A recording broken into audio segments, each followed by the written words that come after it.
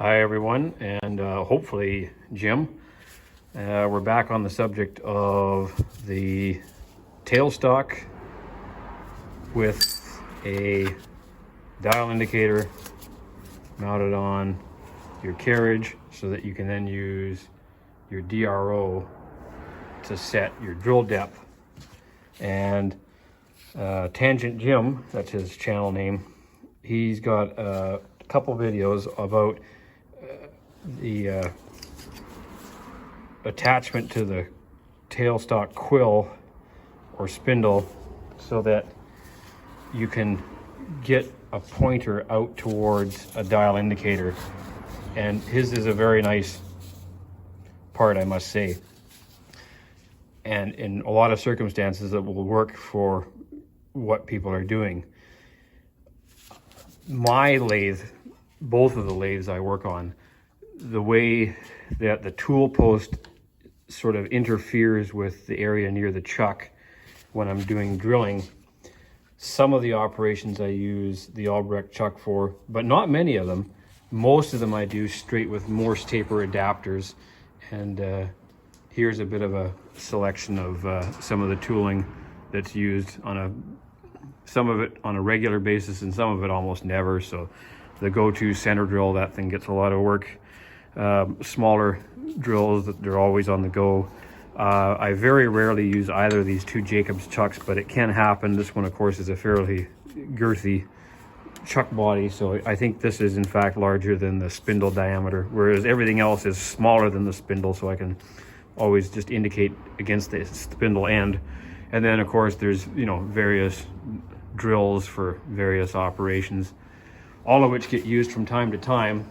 And it seems that in no time flat, that end of the spindle is not in a handy location. And apologies for the camera work, but I always seem to have the spindle a fair distance out and pretty close to the chuck by the time it's to depth, so to speak.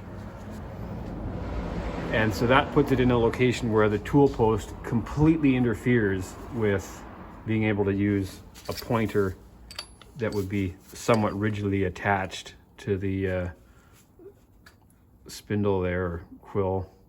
Which one is it? It's a good question. Throw it in the comments, tell us, we'll all learn something. So I was somewhat suggesting, and apologies for the very poor quality videos, but I was somewhat suggesting a pointer with a bit of a dog leg in it. Everybody's gonna have to take their seasickness pills when they watch this video. A pointer with a wee bit of a dog leg in it. Good grief, yeah, needed a mulligan on that one. Sorry, guys. So yeah, a pointer with a wee bit of a dog leg in it. Wouldn't have to be made out of anything either as ugly or is large and heavy as this, but something that attaches, I would be inclined to suggest magnetically to the spindle, and then be quick attach, quick detach, and offset the point where it attaches to the point where it bears against an indicator. That would be ever so handy, so that you can get the end of the spindle closer to the chuck and dodge around the tool post.